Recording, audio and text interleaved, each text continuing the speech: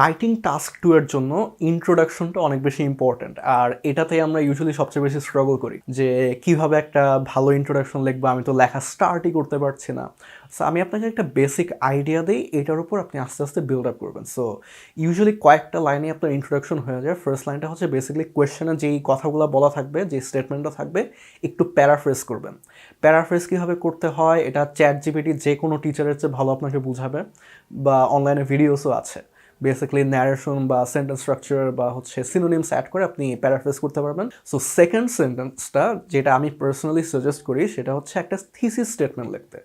এটা বেসিক্যালি হচ্ছে আপনি পরে যে মেইন আইডিয়াগুলো দিবেন ওইগুলো হচ্ছে ছোট করে এক লাইনে লেখেন। এটা অনেকটা একটা মুভি ট্রেলারের মতো। সো অ্যাডভান্টেজ ডিসঅ্যাডভান্টেজ কোয়েশ্চেন টাইপে হয়তো আপনি ওই সেকেন্ড লাইনটা লিখলেন যে although there are some advantages such as ওই যে পরে যে আইডিয়াগুলো বলবেন যে শর্ট করে দুইটা লিখলেন, there are also many disadvantages such as এটা।